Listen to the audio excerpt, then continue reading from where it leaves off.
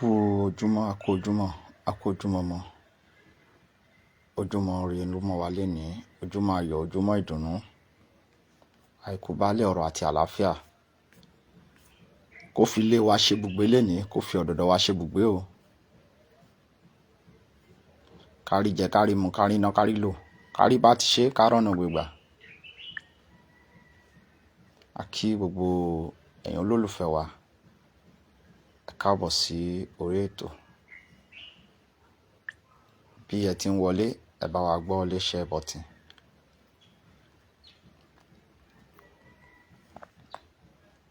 Ẹ bá wa tẹ̀, ẹ bá wa share. Tí a bá wọlé olórí ilé àkọ́kọ́ kí mo kí ọ̀gá mi, Mr. Ọláyọ̀mí Kóìkí. Mo kí yín pé ẹ kú iṣẹ́ takuntakun.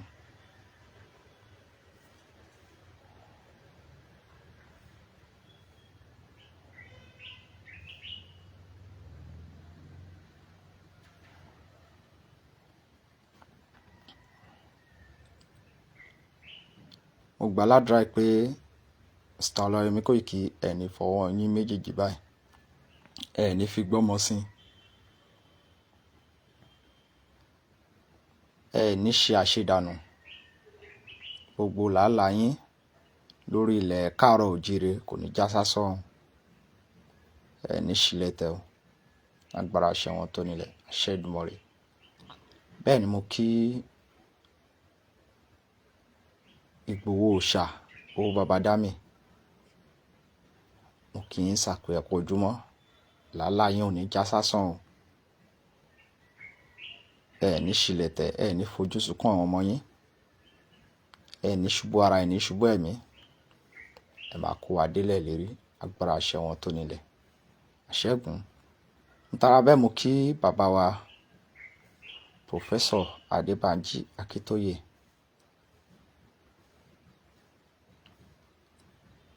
Bàbá, ẹ ní ṣubú dànù o.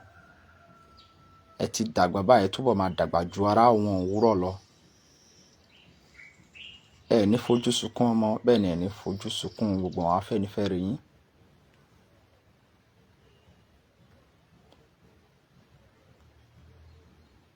Ọwọ́ yín méjèèjì báyìí òun lẹ fi gba ẹ̀tọ́ yín fún Yorùbá. Agbára àṣẹ wọn tó nílẹ̀ kẹ́ tó jáde láyé. Ọlọ́run ló mọ bó ṣe máa ṣe, àwa kọ́ la mọ̀. Ọlọ́run ló mọ ọ̀nà tó máa gbégbà tó fi máa ṣe é ṣe. Bí ẹ ti ń wọlé, ẹ bá wa gbọ́ lé share button. Mo wá padà sí orí gbogbo ẹ̀yin olólùfẹ́ wa, gbogbo ẹ̀yin olólùfẹ́ Kóìkí Media, gbogbo ẹ̀yin olólùfẹ́ Ajìjàngbara jákèjádò gbogbo àgbáláyé. Mo gbà ládùúrà pé ojúmọ́ tó mọ́ lénìí, ojúmọ́ ire la jẹ́ fún yín, ojúmọ́ ayọ̀, ojúmọ́ ìdùnnú, ìṣelógo. Ẹ ní ṣubú dànù lénìí o. Àlọ ire àbọ̀ ire lénìí o. Ẹ lọ ire, ẹ bọ̀ ire. Èní ni wíkẹ́ndì ń bẹ̀rẹ̀. Wíkẹ́ndì yìí kò ní wíkẹ́ndì yìí o. Ẹ ní ṣílẹ̀tẹ̀. Jímọ̀ ní Jímọ̀ olóyin ló máa jẹ́ nínú ayé yín. Jímọ̀ alálùbáríkà ni. Ẹ ní ṣubú dànù o.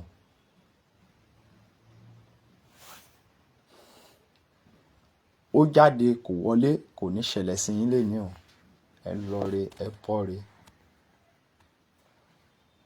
Bí ẹ ti wọlé, ẹ bá wa gbọ́ lé share button, ẹ bá wa gbọ́ lé share button. Ọwọ́ tí ẹ fi ń tẹ̀, ẹ ní fi gbọ́mọ sí.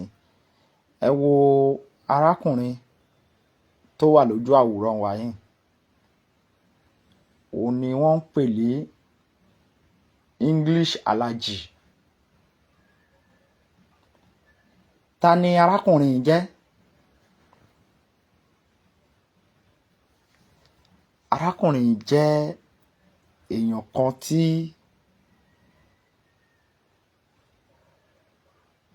ó máa ń líkì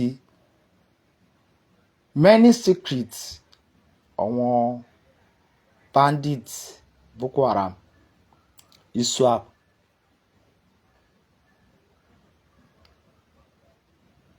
Dá bí mo ṣe ń sọ̀rọ̀ yìí, tí n bá ní mi tí mọ I thought this guy ó dà pé ọmọ Igbo ni. But this guy, bọ̀bọ́ yìí ti ṣe ọ̀pọ̀lọpọ̀ iṣẹ́ takuntakun. Ó ti tú ọ̀pọ̀lọpọ̀ àṣírí tó lọ fà gan. Ọ̀pọ̀lọpọ̀ àṣírí ó dẹ̀ pẹ́ tí bọ̀bọ́ yìí ti ń sọ wípé wọ́n ń track òun. Ọ̀pọ̀lọpọ̀ ìgbà ni wọ́n ti wá wálé. Ṣùgbọ́n la dédé gbọ́ lánàá wípé wọ́n ti padà arrest ẹ̀.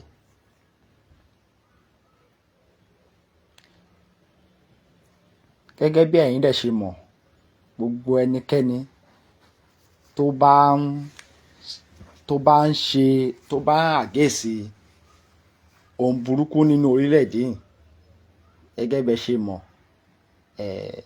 àwa ò wá ní rí láburú kan kó ṣẹlẹ̀ sí. Ká má wá fi péjì tiwa, ká má fi support ẹ̀. Àwa máa support irú ẹni bẹ́ẹ̀ ni.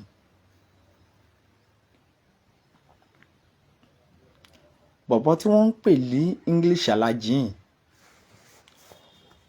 ó ti tú ọ̀pọ̀lọpọ̀ àṣírí tó lọ fà gan. Ó lọ fà. If there is anything tó bá ń ṣẹlẹ̀ ní north, because ó dàbí ẹni pé ìzínà Kaduna kọ́ ló dàbí pé ó bèsì sí. Ṣáà pé north ló bèsì sí according to north ló bèsì. Now ó ní àwọn format kan lọ́wọ́. Mi ò mọ bí ó ṣe máa ń get àwọn format yẹn. Tí anywhere tí wọ́n bá ti attack, tí news ò gbé, this very guy òun ló máa gbé síta. Bí wọ́n attack lọ́wọ́, bọ̀bọ́ yìí ló máa sáré síta, tá sáré wá sọ pé wọ́n tuntun wọ́n attack bí báyìí. Kò sí state tó wà ní north yẹn tí this very guy tí kò ní format ẹ̀. Kódà ó tún wà lára àwọn tó kọ́kọ́ lékè àṣírí nígbà tí wọ́n ní crossover night tí wọ́n attack police station Ọ̀wọ̀ ní ìpele ní under Ọ̀wọ̀ local government. This very guy wà lára àwọn tó kọ́kọ́ lékè secret tá à ń sọ yìí náà.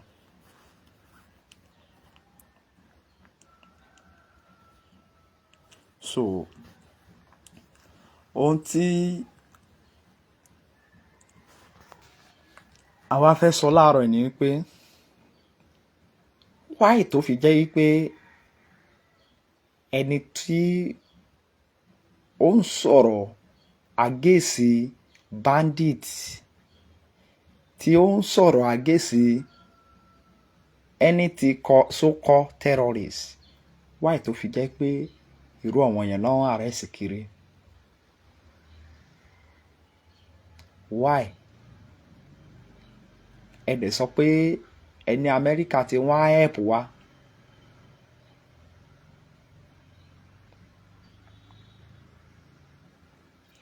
Ẹ jọ̀ọ́, kí ló dé tí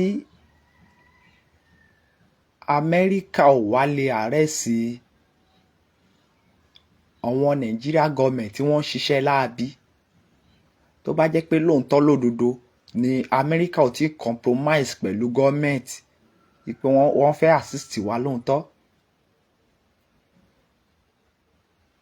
Why tó fi jẹ́ pé bọ̀bọ́ iná ń pọ̀ ṣúkiri?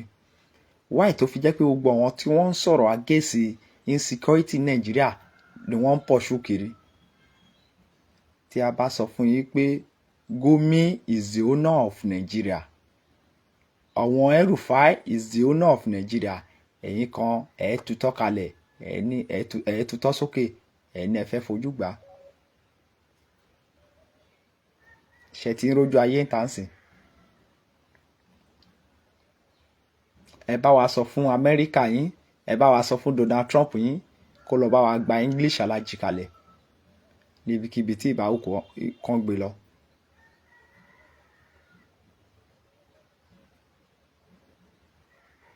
Anywhere tí ìbáwò kan gbé lọ, ẹ̀yin pastors tẹ́ ẹ mọ bó ṣe ń rìpọ́ọ̀tù kiri, abẹ̀yìn arọ̀yìn ẹ bá wa rìpọ́ọ̀tù náà pé wọ́n ti ń fi páńpẹ́ òfin gbé ọ̀wọ́n tí wọ́n ń sọ̀rọ̀ àgẹ́sì insecurity.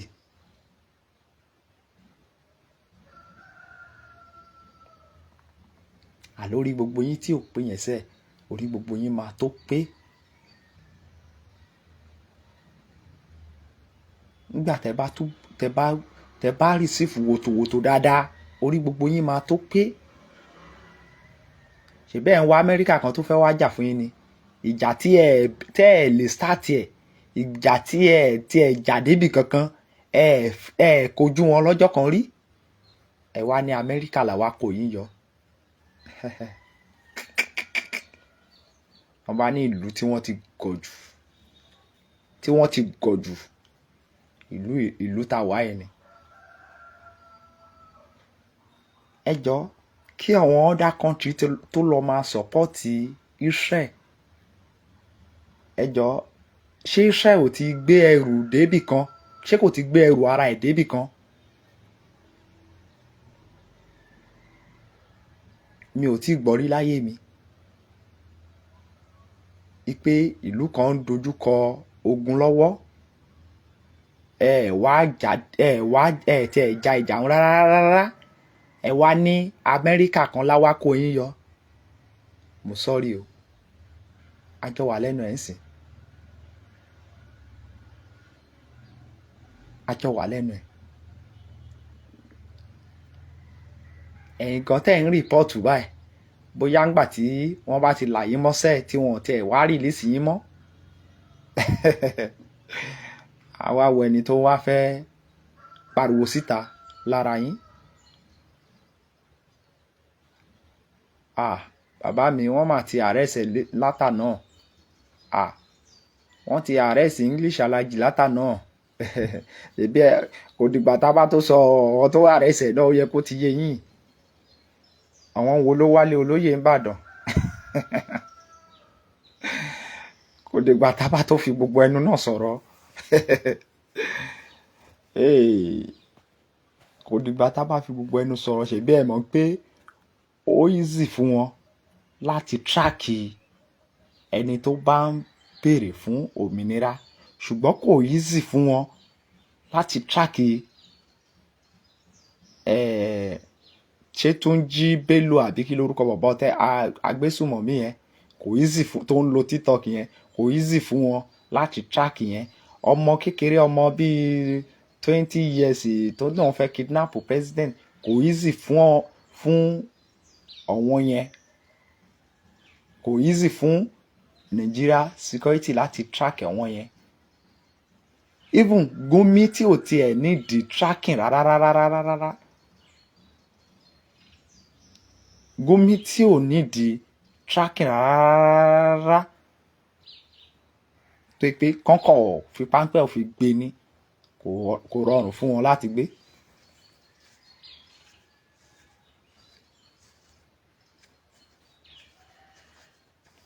Bàbá mi, àwọn tí wọ́n arrest ẹ̀, oyè yín arrest lápé ẹ̀, kò ń ṣe pé bóyá secret àwọn tó ń tú gangan lọ́wọ́ arrest ẹ̀.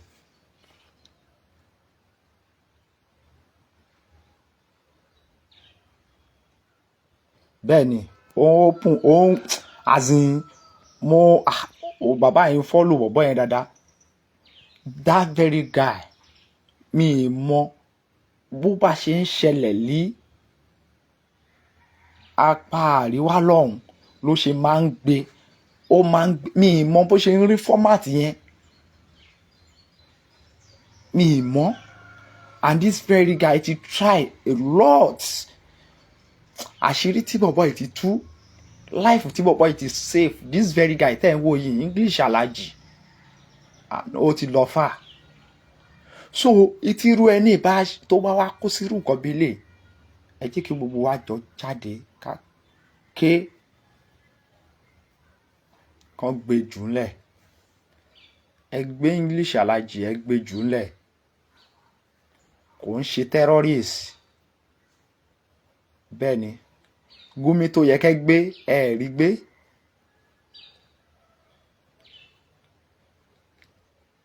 Túnjí Bello àbí Túnjí Bálímì mọ̀kọ́tọ́ tó yẹ kẹ́ gbé ẹ rí gbé. Why English Alhaji?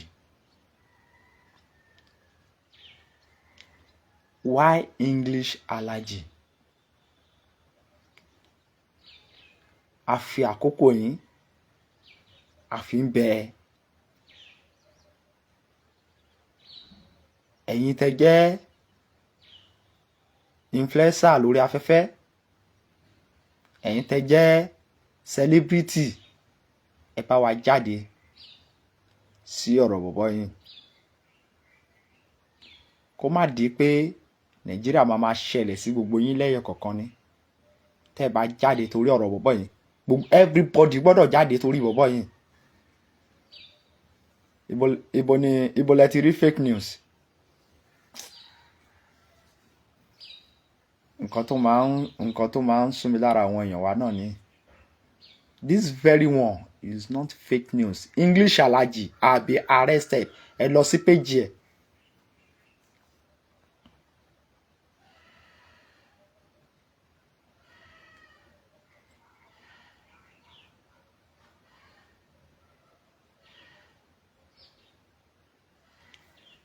Ẹ sà nígbà wo lẹ ṣẹ́ẹ̀kì Instagram page yẹn tẹ̀dẹ̀ rí tó dẹ̀ jẹ́ pé current video ló post síbẹ̀? Nígbà wo lẹ rí sà?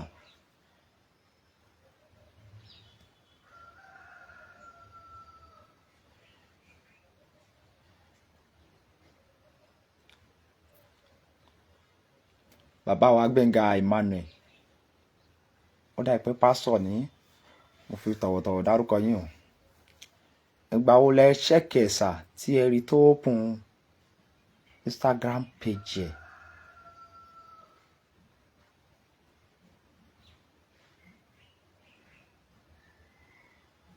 Nígbà wo lẹ open ẹ̀? Ẹ bá wa dáhùn. Ẹ já máa bá ètò lọ.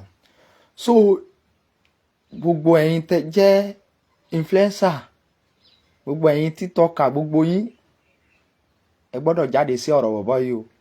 Wọ́n gbọ́dọ̀ gbé jùlẹ̀.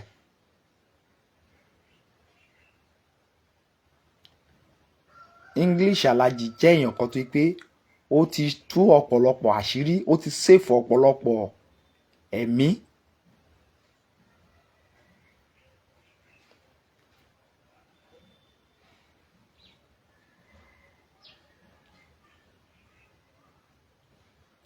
So tí irú nǹkan bí lè bá wá ṣẹlẹ̀ sí this time around, gbogbo wa nílò láti jáde síta.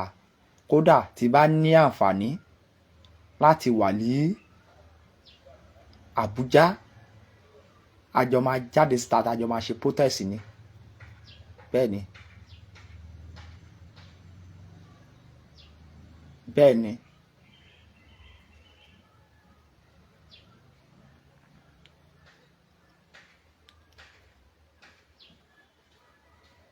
Ta ni English Alhaji?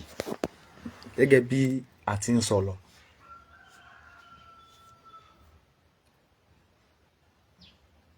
English Alhaji jẹ́ ẹnìkan lára àwọn tí wọ́n àgèsì ìwà ìbàjẹ́ láwùjọ nínú orílẹ̀-èdè Nàìjíríà, tí wọ́n ní bó ṣe ń lọ wípé kò tẹ́ wọn lọ́rùn. Ta ni English Alhaji? English Alhaji jẹ́ ẹnìkan tó yí pé tí àwọn agbésùmọ̀mí tó bá ń ṣiṣẹ́ ń bì kan, bó ṣe ń ṣiṣẹ́ yẹn láṣẹ máa tú àṣírí wọn ní community wọn, níbi báyìí o, ní Borno o, lẹ́niwẹ̀ o, wọ́n ti ń ṣiṣẹ́ láàbí lọ́wọ́lọ́wọ́. Gbogbo àwọn ìròyìn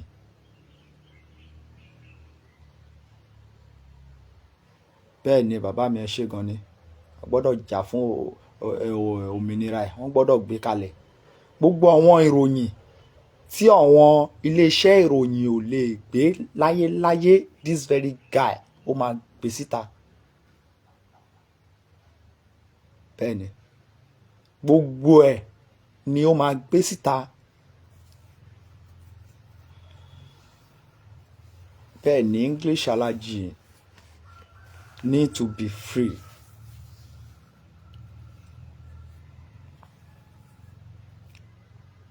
So irú àwọn ènìyàn bẹ́lẹ̀ gẹ́gẹ́ bí bàbá ṣe sọ, irú àwọn ènìyàn bẹ́lẹ̀ la gbọ́dọ̀ máa jà fún láwùjọ. Kò ń ṣe pé kẹ́ sọ pé ẹ lọ ń jà fún ẹnìkan tó sì ní political ambition kó wá máa fi wá play politics, a máa sọ pé òun jà fún wa. Ta ló ń jà fún? Mi ní dárúkọ ṣùgbọ́n wọ́n mọra wọn. Tó bá tún da 2027 sí, wọ́n á tún jáde síta, wọ́n á tún lọ gbá àpótí. Tó bá dẹ̀ yá, àwọn náà látún máa sọ pé kẹ́jẹ́ kọjọ lọ máa protest lórí irọ́.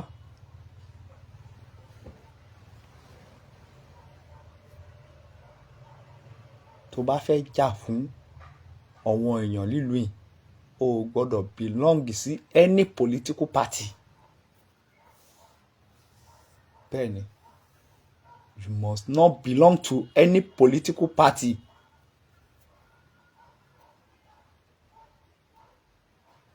Koiki Media bring the work closer to your doorstep. Ká padà sórí àwọn nǹkan tó ń ṣẹlẹ̀ láwọn àwùjọ wa. Ìjẹ́ ohun tó ń ṣẹlẹ̀ yìí, ìjẹ́ ó yẹ ká dúró di Amẹ́ríkà?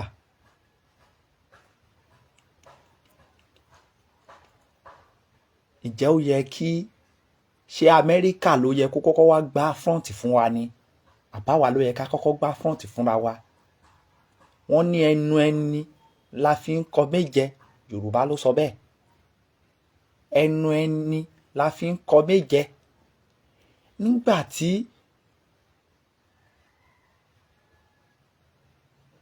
àwọn Palestine gbogbo wọn many country bẹ́ẹ̀ tó ń yí Israel rọ, àwọn Gaza many countries bẹ́ẹ̀ they are like 6 to, tí n bá ní parọ́, they are like 6 to àwọn Muslim country tó ń yí ibẹ̀ yẹn rọ. I thought that they are like 6 to 7 countries.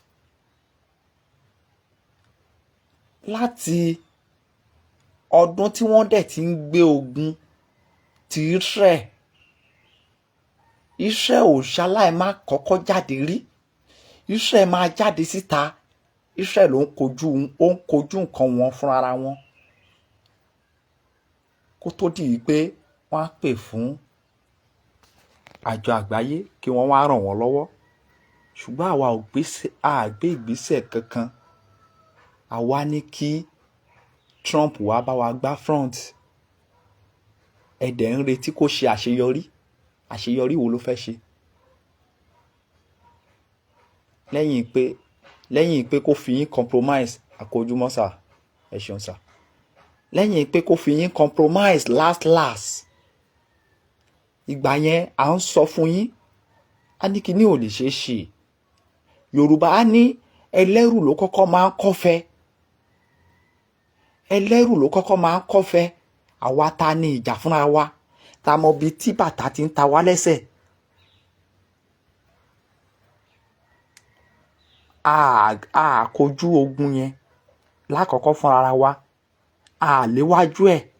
Ẹ wá ní ìlú lílù ni kó wá bá wa léwájú ẹ̀ kó dẹ̀ ṣàṣeyọrí. Báwo ló ṣe máa ṣe? Báwo ló ṣe máa ṣe?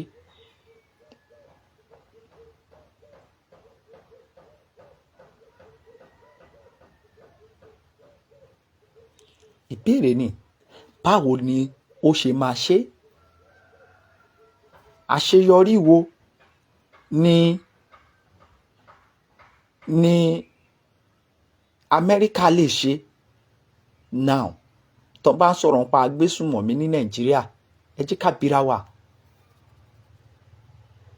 Mi ì sọ pé a nílò ìrànlọ́wọ́ àwọn orílẹ̀-èdè kọ̀ọ̀kan. Ṣùgbọ́n àwa fúnra wa ó níbi tó yẹ ká ti ja ìjà ń dé. Kọ́wọn foreigners kán tó wọlé kán tó wá assist wa. Yes.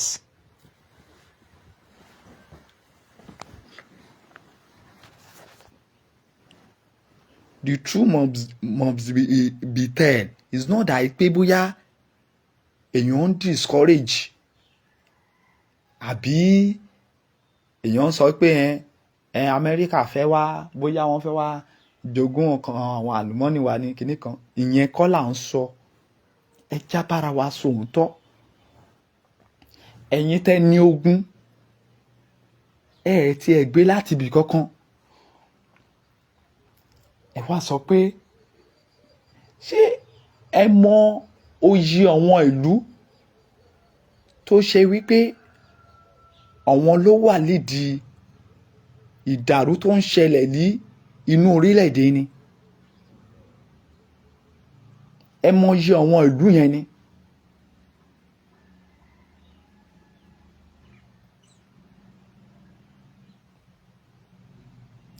So why ta fi ń deceive ara wa? Ta fi ń sọ pé Amẹ́ríkà akọ̀dé a conquer àwọn terrorists a ṣe kinní kan. Is it possible? Let's ask ourselves.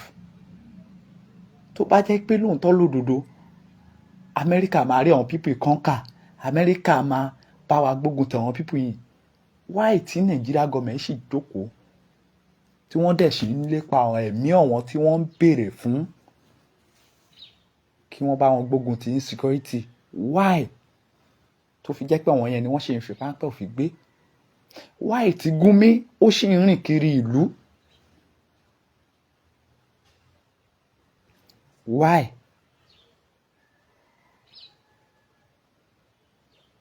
Ṣé kìí ṣe pé àwọn people ń deceive wa? Ǹjẹ́ ẹ rò bóyá ó ṣeé ṣe kí Amẹ́ríkà kọ̀ déédéé wá kó wá bá wa kojú àwọn people yìí láìsí ọ̀rọ̀ àjọsọ kan lẹ́ẹ̀rín ọ̀hún àti ìjọba orílẹ̀-èdè Nàìjíríà? Ìbéèrè là ń béèrè o, àwa ò sọ pé bẹ́ẹ̀ ni o, ṣùgbọ́n à ń béèrè ìbéèrè ni.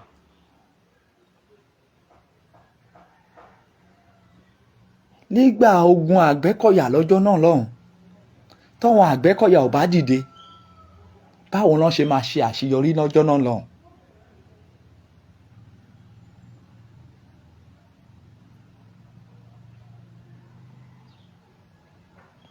Tí wọn ò bá dìde, báwo lọ́n ṣe máa ṣe àṣeyọrí?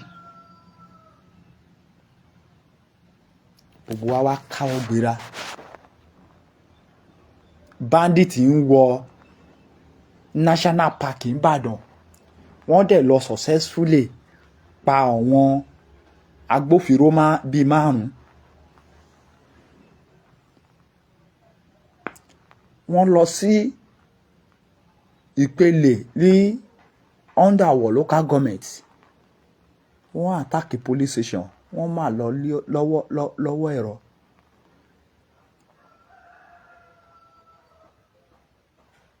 Wọ́n máa lọ lọ́wọ́ ẹ̀rọ. Ogun ṣẹlẹ̀ nínú ìlú tiwa. Àbá débì kankan. Nàìjíríà ni màá kọ́kọ́ gbọ́ nílé ayé yìí tí ogun ṣẹlẹ̀ tí wọn ò kojú ogun náà, tí wọn ò kojú ẹ̀ rárá, tí wọ́n wá ń retí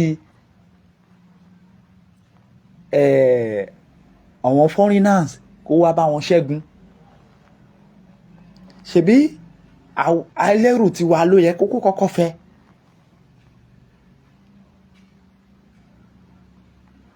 Wọ́n ní ẹlẹ́rù là di eléyìí tó jù. Àwa kọ́ ló yẹ ká kọ́kọ́ kojú ẹ̀ ni.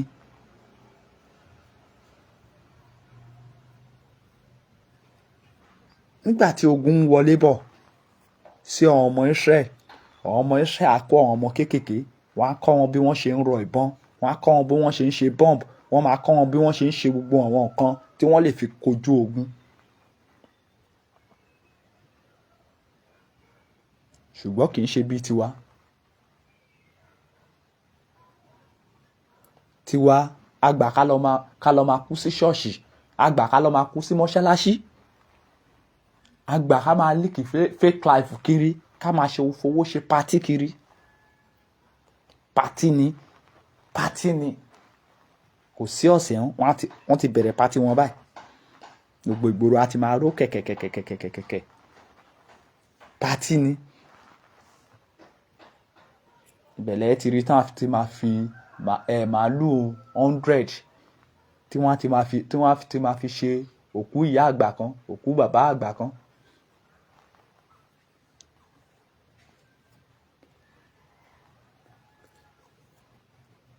A ṣe sùn ká lórí wa. A ṣe sùn ká lórí wa.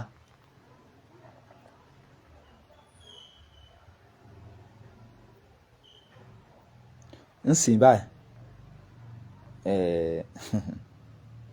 ìlọ́ tí ń ṣẹlẹ̀ nsìn nílẹ̀ Yorùbá. Báwo la ṣe fẹ́ kojú ẹ̀?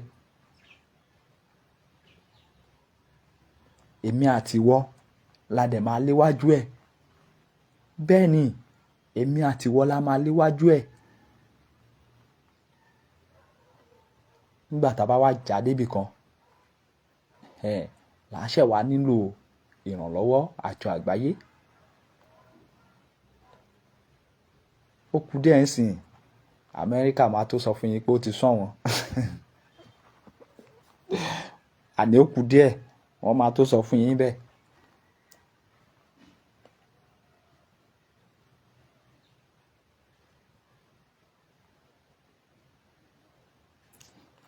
Go. Koiki Media will bring the work closer to your doorstep. Ṣé rí òdodo ọ̀rọ̀ ó máa ń dàbí ọmọ ìyá ìsọkúsọ ni.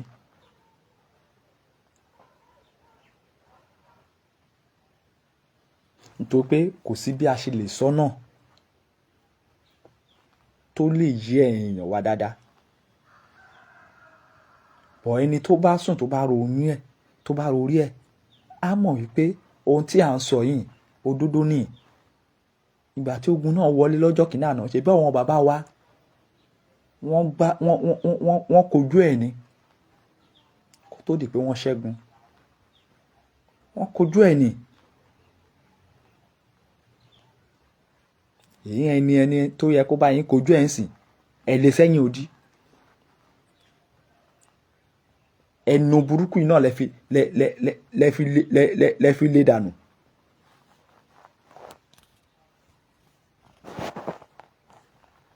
Ẹ̀yin tẹ́dẹ̀ ní ẹni burúkú ordinary àyíyán lè dápa.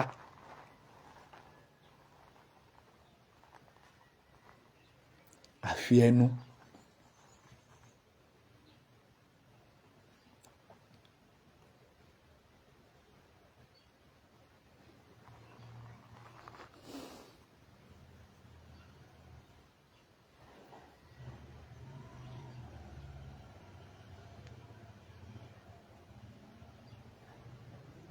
Amẹ́ríkà tẹ́ni kó wá jà fún yín.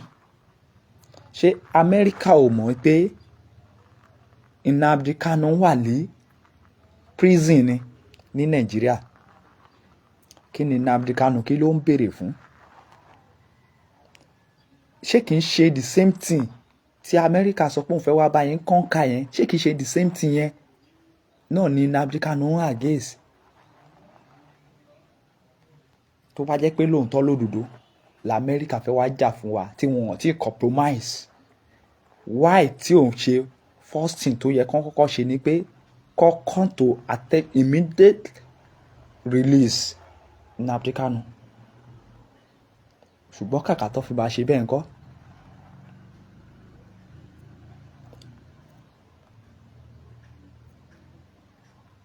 Orí afẹ́fẹ́ la ti ń rí. Ní ṣàǹsì lọ pé wọ́n ti bọ́ǹbù bì kan. Àtìgbà tí wọ́n ti wá bọ́ǹbù yẹn, ẹ jọ̀ọ́ ṣé wọ́n ti wá ṣíwọ́ àti máa pànìyàn? Nígbà tí wọ́n wọ National Park Ìbàdàn, tó bá jẹ́ pé a kojú wọn, tí ààyè kan lọ pẹ̀lú ọwọ́ ẹ̀rọ,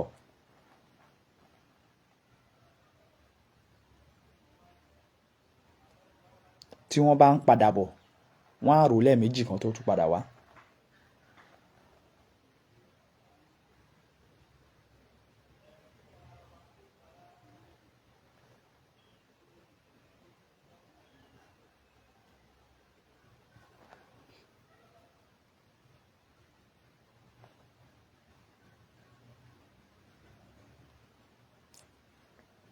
ṣùgbọ́n kàkà ńsìn tí àwọn bá wá tí wọ́n fi máa gbóhùn sókè, ẹ wo Ondo State.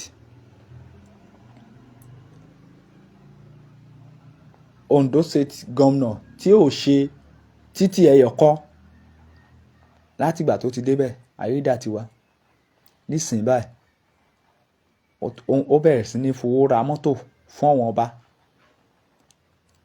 Àwọn ọba ló bẹ̀rẹ̀ sí ní fowó ra mọ́tò fún, láti pé kó ṣàlè ní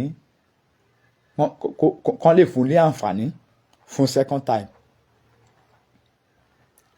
Gbowó tàbùàtàbùà fún wọn.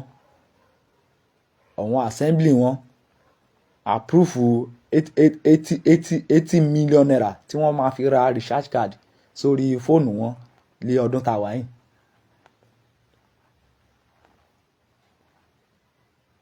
Ẹ rí i pé mùmú dìndìnrín ní gbogbo ẹ̀yin tẹ́ ń sátẹ̀lé olóṣèlú ní country yìí. 80 million naira fún ordinary state assembly tó máa fi ra káàdì ní o. Kò tí ì ṣe owó newspaper tá a fi ka newspaper o. Kò tí ì ṣe owó wardrobe allowance o. Kò tí ì ṣe owó travelling allowance o. Kò tí ì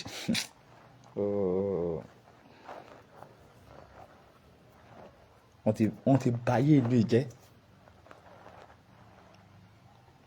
After ìgbà yẹn, same day yẹn ló approve 2.4 billion naira tó máa fi ra Lexus car fún wọn lẹ́lẹ́kejì again. Ẹ jọ̀ọ́, ṣé àwọn tó ń ṣe assembly lọ́wọ́ l'Ondo lọ́wọ́, ṣé àwọn nìkan lọ́lọ́run gbáyé fún ni? Àbọ̀ àwọn ọba tó ń ra mọ́tò fún ń sìn tó ń gbówó fún, ṣé àwọn nìkan lọ́lọ́run gbáyé fún ni? Àwọn ọba aláìmọ̀kànmọ̀kàn náà, mọ́tò tí wọ́n ń gbé fún wọn, ojú títì wo náà ti fẹ́ wà? Wọn ò lójú ọ̀nà kankan. Ẹ lọ sí Ondo State, wọ́n ti báyé Ondo State jẹ́ sínú ara. Kàkà tí wọ́n fi máa tú ìlú yẹn ṣe lọ́ tún gba ilẹ̀ onílẹ̀ tó tún tà fún àwọn China. Ṣé mọ̀ pé ibi tí ọ̀rọ̀ Boko Haram ti bẹ̀rẹ̀ náà ni ọ̀rọ̀ China tí Ayédàtiwa ń talẹ̀ fún, tó ń wíìlì ilẹ̀ onílẹ̀ fún. Ṣé mọ̀ pé ọ̀rọ̀ China náà ni? Ẹ gbọ́ ìgbà tí China gbọ́ wípé Amẹ́ríkà fẹ́ wá assist, ẹ gbọ́ nǹkan tí wọ́n sọ. Ẹ lọ gbọ́ nǹkan tí wọ́n sọ náà.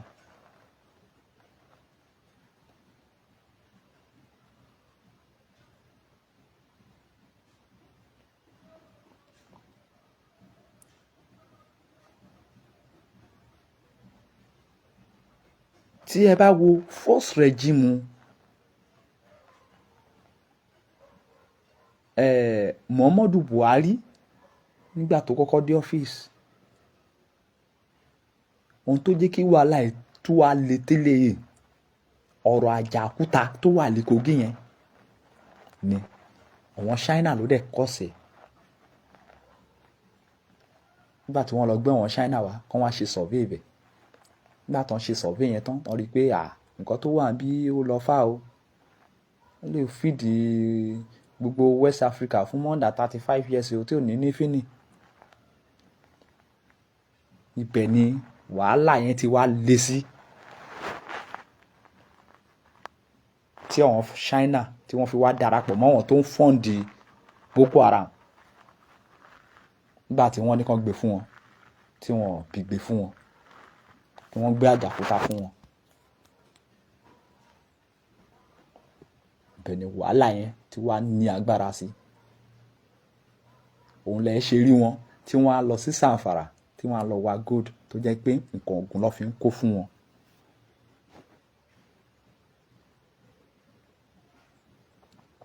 Ṣùgbọ́n ohun tó kàn sáyẹn mi ni wípé English alájì wọ́n gbọ́dọ̀ túnlẹ̀. English alájì wọ́n gbọ́dọ̀ túnlẹ̀. Gbogbo ẹ̀yin influencer ẹ dìde sí ọ̀rọ̀ bọ̀bọ̀ yìí. Very dark man. Kẹ́ everybody kó bá wa dìde. Ifá olókun gbogbo yín ẹ dìde. Tí wọ́n bá lọ silent bọ̀bọ̀ yìí, tí wọ́n ò jẹ́ kí bọ̀bọ̀ yìí kó leak sí àwọn secret tó ń leak ní northern side mọ́. Northern side tí wọ́n ò bá jẹ́ kó rí àwọn secret yẹn link mọ́. A lot máa ṣẹlẹ̀. A lot máa ṣẹlẹ̀. This very guy ó ti ṣe takuntakun méje òun yàyà mẹ́fà. Kò ń ṣe iṣẹ́ díẹ̀ kọ́ ni bọ̀bọ̀ yìí ṣe.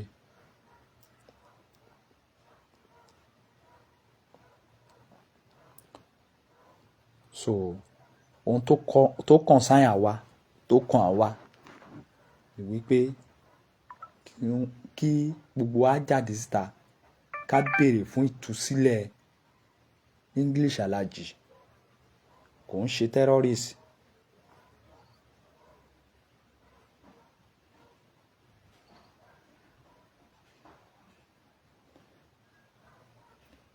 English Alhaji ò kì í ṣe agbésùmọ̀mí.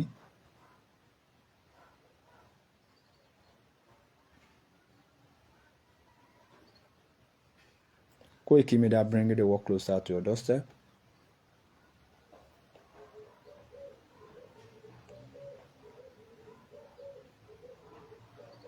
A kí gbogbo ẹ̀yin tí ẹ ti darapọ̀ mọ́ wa, ẹ̀yin tẹ́ ti bá wa share, tẹ́ bá wa like. Àgbàládùra pé òmìnira ìlú yìí ó máa ṣojú gbogbo wa lágbára àṣẹ wọn tó nílẹ̀. Ìgbà tí ọba mi Èdùmàrè bá fún wa lé òmìnira nínú ìlú yìí, àní wá yín tì. Gbogbo ọmọ káàárọ̀ òjíire tí wọ́n dúró tán, gbogbo yín tí ẹ dúró tán, ẹ ní ṣílẹ̀tẹ̀ ẹ ní ṣubú dànù. Ẹ ní tẹ aṣọ àwọn àgbà mọ́lẹ̀ o. Gbogbo ọwọ́ tẹ wá fi ń bá wa ń tẹ̀. Mo gbà ládùúrà bí mo ṣe máa ń gbà lójoojúmọ́ ayé pé ẹ ní fi gbọ́mọ sí. Torí pé nǹkan ìbànújẹ́ ló máa ń jẹ́ kí màjèsí kó tojú òbí ẹ̀ rọ̀run. Nǹkan ìbànújẹ́ ló máa ń jẹ́. Mo wá gbà ládùúrà pé irú ìbànújẹ́ báyìí kò ní wọnú ilé ẹnì kankan wá. Ìbànújẹ́ kéré ó tóbi kò ní wọnú ilé ẹnì kankan wá. Gbogbo ẹ̀yin olólùfẹ́ wa, gbogbo ẹ̀yin tí ẹ dúró tán, tẹ dúró fún Yorùbá tán pé no sẹ́, àní a gbọ́dọ̀ bọ́. Ẹ ní ṣílẹ̀tẹ̀, ẹ ní ṣubú dànù. Aburú ayé ó kéré ó tóbi kò ní yalé yín.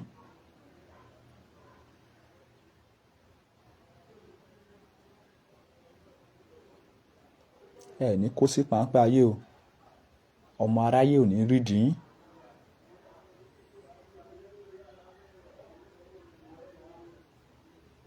Ọmọ aráyé ò ní rídìí yín. Ẹ ní ṣílẹ̀tẹ̀. Mo gbà ládùúrà pé ìṣẹ̀lẹ̀ tí ó ń ṣẹlẹ̀ tí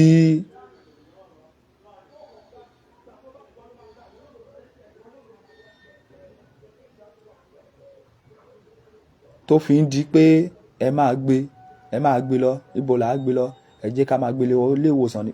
Àní irú ìṣẹ̀lẹ̀ bẹ́ẹ̀ ò ní ṣẹlẹ̀ sí yín. Ẹ ní ṣílẹ̀tẹ̀ o. Òmìnira ìlú yìí á ṣojú gbogbo wa. Weekend ní kò ní wicked wa o. Àlọ́re àbọ̀re lénìí. Àwa tá à ń lọ ibi iṣẹ́, àárí tajé ṣe lénìí o. Àlọ́re àbọ̀re. Agbára àṣẹ wọn nílẹ̀.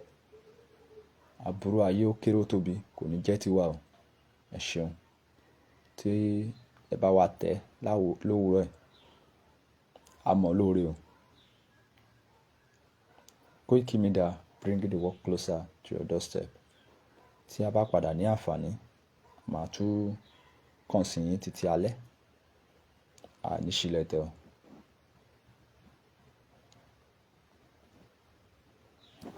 Ó dàbọ̀.